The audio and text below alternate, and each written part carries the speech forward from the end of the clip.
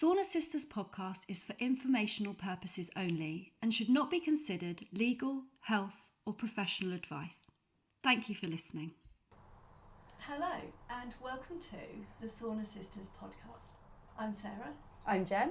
And we're two women brought together through a love of open water swimming, saunas and honest conversations about health and well-being while navigating menopause ourselves. We're at the beautiful Quay Sauna and Lake in Mitchett, which you can see behind us, and it's a beautiful sunny day. And our guest today is Sue Gray, and we'll tell you a little bit more about Sue in a minute. And together we'll be sharing experiences and conversations around women's health, well-being and the different ways we support ourselves and each other through midlife. So whether you're listening after a swim, on a walk or just taking a quiet moment for yourself, we're really glad you're joining us for another Sauna Sisters conversation. We really are, and we have, as Sarah mentioned, Sue with us today. Hello. Welcome, Sue. Hello, thank you for inviting me. Oh, absolute pleasure. So Sue and I have known each other for 7 or 8 years. Yeah, I think so. And I had the pleasure of meeting Sue when she approached me to hire a room for your reflexology practice at Balance and Breathe, my wellness hub over in Fleet. And you've been there ever since. I have. We've There's no getting rid of me. We've made it through COVID. We've made it through the floods. So you are a reflexologist. So maybe you could just tell everybody what your feet tickling is all about. It's all about bringing the body into balance. Yeah. It's a holistic therapy. I'm mainly working on the feet and the lower legs, but you can do it on the hands and on the face and in the ear. I prefer the feet because I find them more sensitive, and I think sometimes it's easier for clients because you're not in their breathing space. So they can just really relax without hearing you breathing. That's a good point. I think it's a very popular treatment. It's very, very relaxing. Some people like it, I think, because they don't need to take their clothes off.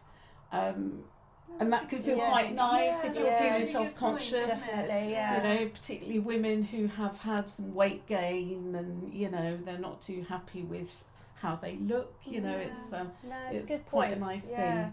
Am I right in saying with the reflexology about bringing the body into balance that different parts of your feet correlate to different parts of your internal system? So, that's right. Yeah. Yes, there's a whole map of the body that has been sort of sketched out on the foot, on the upper side of the foot, on the sole of the foot as well, and around the ankles, and all of these places, they all relate to parts of the body, different systems, different organs as well. So although I'm only touching you on the feet and the lower legs, it really is a whole body experience.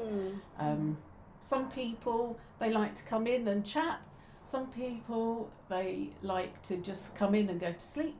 And some people just like to be quiet and notice what's happening. And I think one of the nice things about this treatment is it makes people very body aware in a really positive way. They say, oh, that was really lovely. I got really cool tingles up my legs when you did that. What's that? And and you can have a really interesting conversation about. So when they get particular sensations from where you're massaging the feet, is that how you describe it? You can then say, oh, that's because your liver or your kidneys or your something else is. Okay, that's and interesting. Sometimes people can feel when I'm working, for example, on the shoulders. They can feel the shoulders releasing. Wow. Or if I'm working on the stomach or the digestive system, you can hear the stomach. That's quite common in a lot of treatments though, isn't it? That whole as people relax, that digestive tract just goes and mine does the same thing as well. Because I'm relaxing as well. Nice. As I work, I'm relaxing too. What a lovely thing. It's lovely. Yeah, good for you. Good for you. So, we specifically come on to Sauna Sisters, and we like to delve around women's health menopausal journeys. So if you don't mind sharing, what were your first experiences of coming into your perimenopause, menopause? At what point did you notice things were going on, and what were they? I think I had quite an unusual journey, in that I had my second child when I was 41. I breastfed him exclusively for over a year, and of course in that time I didn't have any periods, and I wouldn't have expected to have any. They came back briefly and then they just stopped. Wow. Yeah. So that was my first, Yeah, like we just did. What's going on? Yeah. But during that time, I was also experiencing night sweats. Dreadful night sweats. And of course I just thought, well, I've just had a baby. So your hormones these are up and to down anyway. Exactly. These things are to be expected. I also had not mood swings, but I had some very low moods. But again, you can put it down to exactly. It was that's living hormones. Still rampaging around, and I had bouts of really crippling anxiety as well. It was a really difficult time. And things like that. I wasn't then. No. That was a later pleasure, shall we say? But at the time, those and hot flushes as well, and I just really put it down to the fact that I just had a baby. I was breastfeeding. My hormones were all over the place. It was a very intense time because I had 2 little children. So you kind of went in the deep end quite hard and fast, but absolutely had no idea that that's probably what was going on. No, and it's only in very recent years that I just thought, that was my perimenopause. Yeah. But of course I wasn't thinking like that because I'd only just had a baby, albeit late in life, but nevertheless. You thought everything was still tickety-boo. Yes, So, it took me a long time to realise, that was my perimenopause. And it was incredibly very difficult, very intense, because I had 2 small children to navigate it with. That must be incredibly tough. And of course I wasn't sleeping. No, for both reasons. I'm surprised you're still here. So am I. And so I would say that there was no dawning, I think this must be it. I didn't have that at all. And one of the things that was particularly difficult was that a lot of my friends were somewhat younger than me, 10 years younger than me, 7 years younger than me or whatever. They were still, trying for another one or, pregnant and things like that. So it just wasn't a conversation anyone was having. No. Do you know if your mum had early menopause? I think she was about 47, 48. So on the range that they give you when you look at it up, she was sort of on the earlier side, and I was also on the earlier side, but not. This is early menopause, so you need special supplements and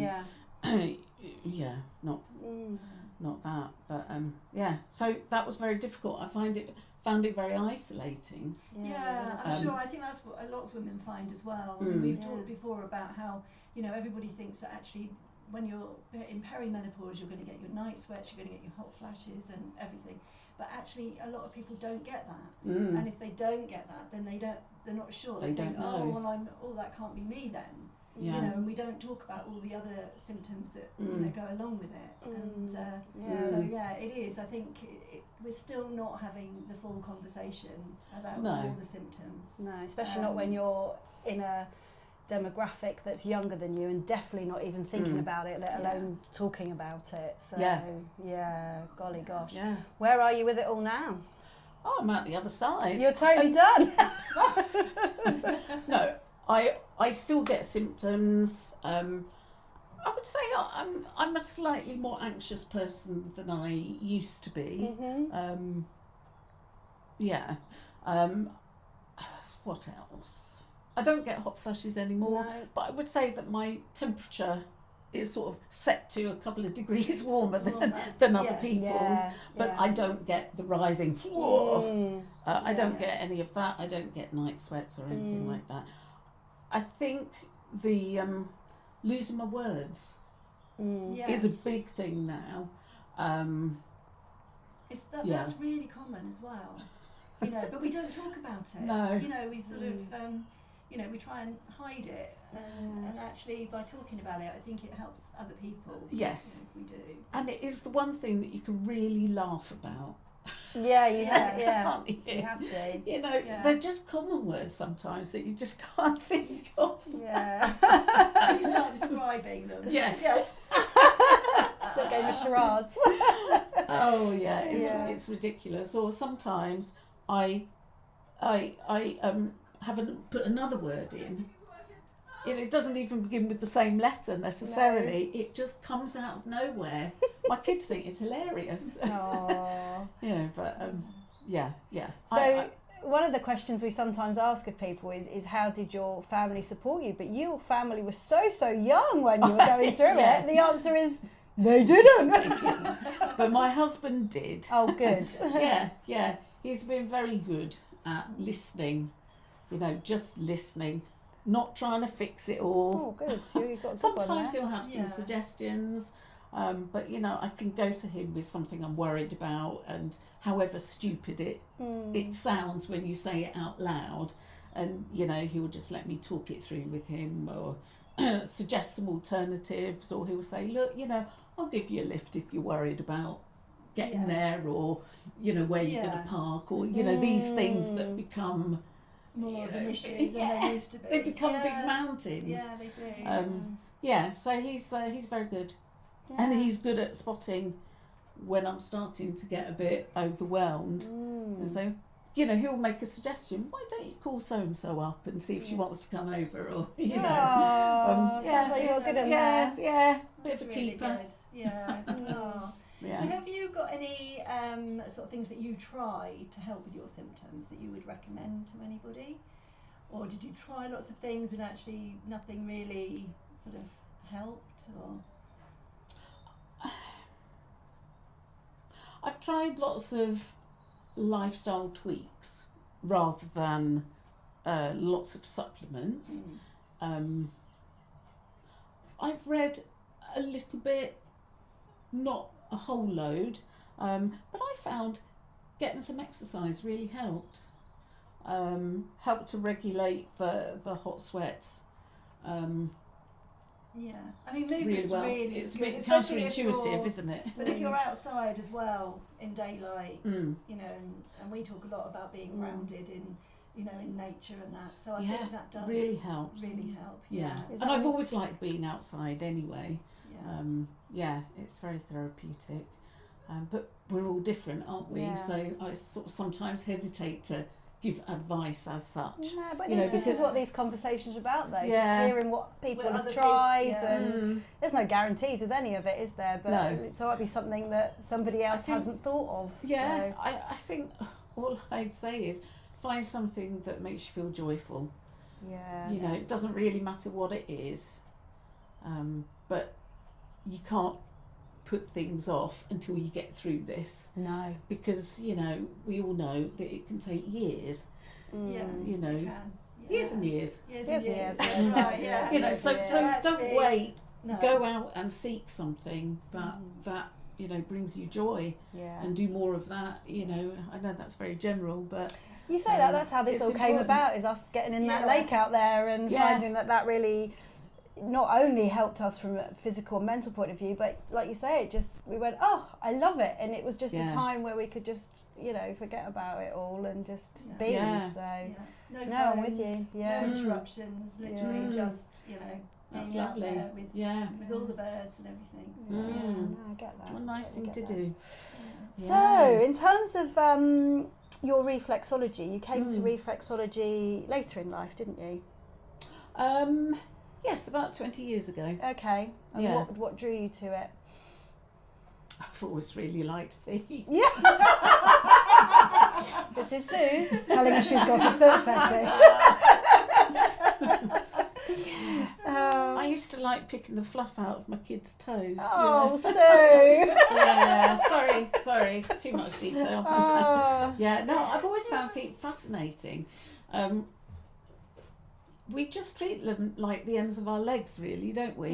But they do so much for us. Absolutely. And treating them right has to be a priority, really, doesn't it?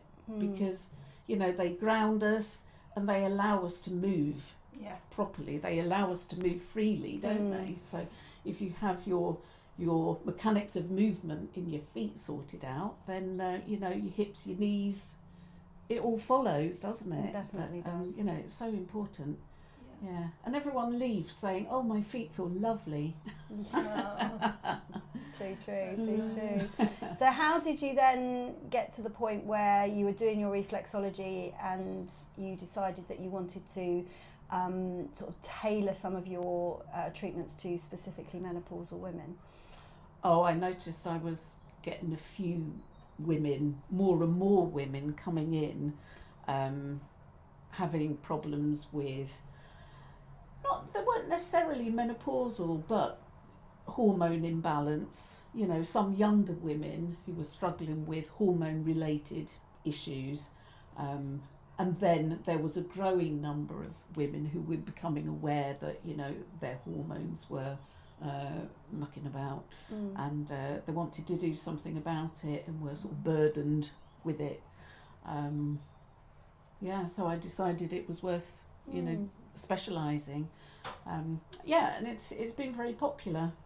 And how does, if I were to come to you and say, oh, I'm struggling with menopause, these are my symptoms, how would a menopause specific treatment differ from a more general treatment? Well, I tend to use a stepped approach. So my first treatment would be asking lots of questions, you know, about diet, about lifestyle, all of this, about stress management, all of that. I'd give them a regular treatment that I would give anyone and see how they get on with it, especially if they've never had reflexology before, because you need to establish your baseline. Yeah, that's interesting, because I've never tried it before. Yeah. And I was interested to see that you have a specific one for menopause. So yes. you basically, if they've never been to you before, then you start as on a general. I do tend to, because stress makes all of your symptoms worse. Yeah. So if you can manage your stress, and if you can sort of enter the sort of circle at that point, at the stress point, then that's great. Start there, continue there. Some people report that, you know, it was really nice, the treatment, you know, but my symptoms continued, so it didn't make much difference there, or they were alleviated for, you know, that evening and the morning, but then they, you know, they came back, and, you know, so then the next treatment I would do something at the end of the treatment. I do something that helps balance the hormones, and then they'll go away, see how that helps, and so I've got various different steps that I'll try. So that I've got some techniques for drawing heat out of the body if hot flushes are an issue. So I think this is the thing, we've all got different symptoms. So actually just, you know, it is working with that person and actually, you know, identifying what their issues are and what they need help with. I had one client, she'd been for a couple of sessions, and she was having hot flushes, and we just really did a deep dive into them, you know, talked about when they happen, what she's doing when they happen, what is she thinking, you know, trying to establish how sort of psychologically linked they were, and more importantly, what does she do when they happen. And she said, oh, you know, it was really interesting, we had that conversation, I noticed that I hold my breath, I notice they're coming, and I go, oh no, it's coming. Yeah, and so I said, so what we did was we went through a few breathwork practices, so that she didn't hold her breath, and she's learned how to manage her hot flushes through breathing. Wow. It has completely empowered her. Yeah. I'm a big fan of the breathing, as you know. Yeah. Because holding her breath, it was making them worse. Yeah. But now she can just kind of do some deep breaths. It doesn't stop them, but No. they're a lot shorter. And actually, when you start thinking about your breath, you're thinking about your breath and not your hot flush. Yeah. So Yeah, it's it really can- nice to have a different focus, yeah, as it you is. say. Yeah. Yeah. Yeah. Oh, that's really good. That is good. Good. We also look at diet a bit. I mean, obviously that's not my field, so It's hers. Yeah. yeah, not my field. Yeah. But I do look at sugar intake, Yeah. look at alcohol intake, caffeine. Yeah. You know, some really simple Yeah. spices and Yeah. things like that. Really simple stuff. So on that note, you give sort of like that breathing advice, a little bit of general advice. So what's the most ridiculous piece of advice you think you've ever heard? For menopause, not just life in general. Oh wow, yeah. I don't know. No. I don't know. Okay, life in general. Yeah. It's a tough one, isn't it? It is. I think maybe it's just this assumption that everyone experiences things exactly the same as the person giving the advice does. Yeah. You know, and it's got to be caveated with, this is how I experience it, and this is what I found really helpful. Yeah, absolutely. Rather than, you have to do this, it's brilliant. Yeah, you'll love it. No, No. I really won't. Yeah, okay. So Yeah. you're just not a big fan of advice for stuff. It depends who's giving it. Okay, Doesn't fair it? enough. Really? Absolutely, yeah. So Yeah. really, your sort of anti-general advice. Yes. It really needs to be, you know, as you say, caveated with, you know, everybody is different. Yeah. Yeah, yeah, I think good. so. Excellent, excellent. So how will you sort of manage any lingering symptoms that are going on for you, or you just think you've kind of found your sweet spot now? I think focusing on getting better sleep would help with the word search. Okay. Yeah, because it's definitely a lot worse when I'm tired, which is quite often. Okay. It's not consistently bad every time that I'm tired, but also if I'm feeling stressed or if I'm anxious about something, again, you know, it's worse. So it's one of those symptoms that you really notice when other things are going on. Yeah, so I think I would focus more on sleep. Do you have a routine that you do before bed? Yeah. Does Yeah, it help? I do. No. Do you, no. Yeah, it I want does. to change that. It does, as in I am quite attached to it. Do you notice if you're not doing your routine that you sleep worse? Yes. If you get out of a rhythm? Yeah. Because I think that's what we find, that a lot of people don't have a regular sort of bedtime routine, and actually our bodies really like rhythm. Oh, Yeah, absolutely. So That's a good point. I think that when we get out of sync, that actually we sleep worse. You know, it could be Yes. we've eaten late, or we've had alcohol that night, or you know we're worried about something the next day. You know, there's all sorts of things that you know can impact. Yes, I noticed that quite recently. So what's your nighttime routine? I do the usual, you know, getting washed, putting my gym jams on and things like that. And then I like to read. I like to read before I go to sleep. I like reading in bed. And sometimes, I try to have a book that's not too exciting. But so I've noticed that I'm not very well disciplined. You know, if I'm really enjoying it, I will just keep reading. Yeah. So some of my tiredness is completely of my own doing, I have to confess. But I just finished a book and I really enjoyed it. It was lovely. And the problem with that is you don't know how to follow it, do you? No. You know, do you follow with more of the same that will be a paler imitation of the book that you've just really enjoyed, or do you go for something completely different which can be a little bit jarring? So I didn't know, so I thought, you know what, I'm not going to read at all. I'm just going to, I know, I'm just going to lie in bed and go to sleep. How's that going? Not very well. Yeah, so I I lay can do there that. and I thought I need to make up a story now. Yeah. And the problem is when you're making up a story, you're fully engaged with it. Yeah. And your brain's going, right, and then that can happen. Yeah. And yes, I was awake for a long period of time. Well, you do that actually night. better than me because I like to read before I go to sleep. I usually manage about a page and a half and I am asleep. Oh. So it takes me forever to read the smallest of does books. It's been very good for me to stay awake and read it. Oh, good. So, I think now we're going to try the sauna. So, have you saunaed before? I have. Yeah? Yes. What's your sauna experiences so far? I have quite enjoyed it, mostly. Have you done it to open water before or within a sort of spa environment?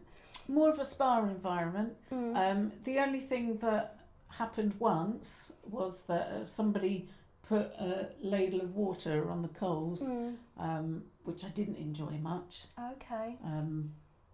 But that might have been a steam. Yeah, I mean they might. Is that a steam room? Well, no, that does happen in the sauna as well, to raise the temperature. Some water on the coals in there. It will just depend on how hot the coals are, I think, as well. Depends on how much steam will come off. So, but yeah, it can sometimes sort of get into your breath, can't it? Yeah, yeah. So yeah, if somebody's see how it goes. See how it goes. Yes, I like the feeling of my muscles going all melty. Oh, That's nice. That's good. Yes. Yeah. Good. And you've done the cold water and the sauna, I have you? a long time ago. Okay. Long time ago, but I have done that before. Okay. Yeah. Well, we have to see how you get on today. Mm, So, yes. until later, we shall See you in the later. sauna. Yeah. Okay, Yeah. so here we are post sauna. Sue has survived. I have. So we're going to have our quick fire round now and see how she feels about her sauna experience. So how was it for you? Brilliant. Yes, life affirming. Oh, that's Yeah, all yeah, right. really good. So Yeah, you do I it feel again? alive. I feel alive. I feel alive. Yes, yes, yeah, absolutely, I would.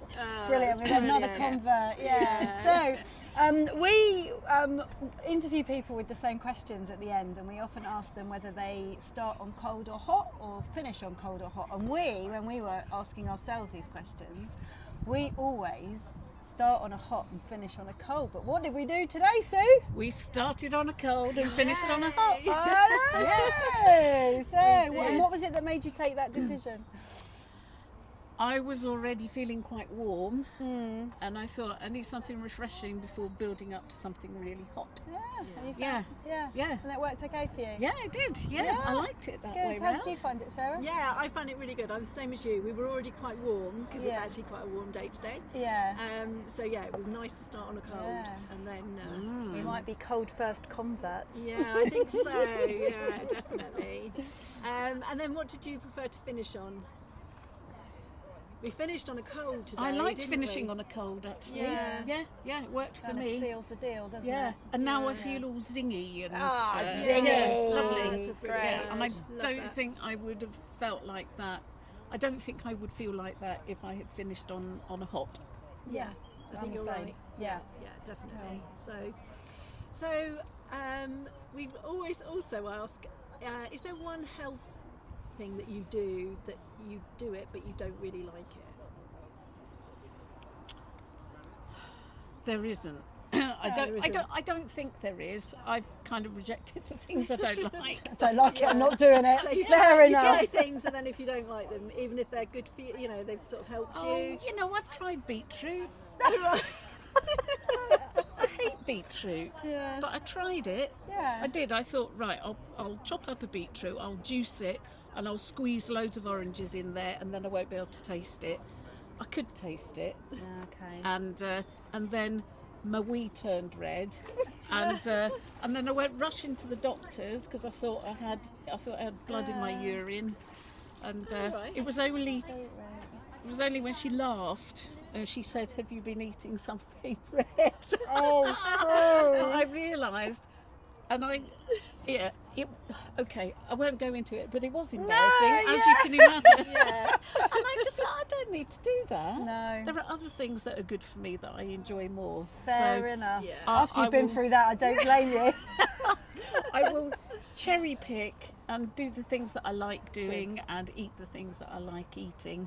That brings us nicely on to the next question then. So at the end of the day, what's your one guilty pleasure? Oh, I don't know if it's a guilty pleasure, but I do like getting my gym jams on. Oh no, that's Yes. nice. Yeah. I'm all about comfort these days. Yeah. Definitely. Yeah, comfortable shoes, elasticated waists. Especially if you're going out for a meal. Yeah. Yes. No, well you enjoy your pull gym up jams. trousers. Yeah. Yeah. Yeah. So, and is there something that you do now in midlife that you never thought you would do when you were your younger self never thought you would do? I'm not sure I imagine myself pole dancing and I love Morris it. dancing, I but love it. here I am Yeah. in my 50s doing them both. So what drew you to Yeah. the dancing exploits? Well, my dad was a Morris dancer, Oh, so is mine. and actually, I feel very lovely doing it. It brings me closer to some roots that I have that remind me of growing up. You know, some tunes that are very familiar, and it brings me closer to the kind of people that are my tribe. Your tribe, Um, love it. which I love, and it's fun, and it's great to learn something new, especially at our time of life, Yeah. where you know you need to keep your brain Yeah. ticking over, don't you? Yeah. And it much Yeah. goes back to what you said in the interview earlier. You said, well, it's really important that you find things that bring you joy. Yes. Because at the end of the day, you know, we're only here once, aren't we? Yeah, so you've got yeah, to get so on with go it, for and you it. can't wait for, you know, all these things to move out of the way. You've just got to go and seize it, haven't Yeah, you? So, absolutely. Yeah. And the pole dancing thing, I just saw an advert for taster sessions, you know, for sort of one-to-one Yeah. taster sessions, and I just thought, oh, you know what? You have to be so super strong to do pole I'm dancing. going to do it. Yeah. I'm going to do it. Yeah, and I have got a lot stronger. Good. And I think it's good for me because, you know, I can be a bit timid. I can be a little bit, oh, I don't think I can do that. Yeah. You know, I can be a bit fearful. And I find myself doing things that I could never have imagined, even attempting. You know, so I think it helps me to push myself, you know, helps me to challenge myself physically Yeah. in ways that I just wouldn't have expected. Oh, that's great. Yeah. That's really great. Yeah, I love it. Yes. Yeah. So, we were talking in the sauna, as you do. You know, the conversation kind of kept going from where we'd left off, and you were saying about the way that you approach your treatments, sort of like in the way that you would wish to be cared for, and how you found being cared for such an important part of your journey. Yes, it's a very powerful experience of receiving care without reciprocating it, and it's not easy to succumb to, actually. Yeah.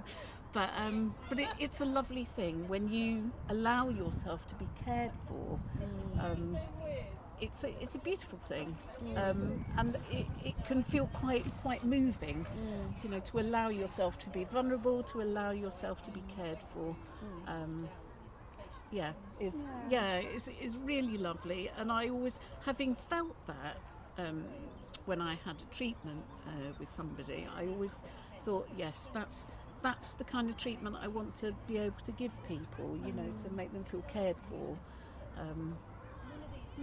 Yeah, and that's lovely because you know we followed on saying that, you know, once we come to this next phase of our lives, coming into the peri and the menopause, that, you know, that's because our bodies think that we've done the caring. So it's actually really nice for us to be then cared for. So it's like, it's a nice part of the journey. So thank you for sharing. It's lovely. That. Yeah. So, all good? Oh, good. All good. Well, thank you so much for joining us. Thank you for having me. Yeah, It's been lovely. Good, and on such a lovely day as well. Yes. So, So all that leaves us to say is thank you for joining the Sauna Sisters podcast, and if something you heard today resonated with you, we hope you take a little of it with you into your week. And until next time, take care of yourself, and We'll see you in the sauna.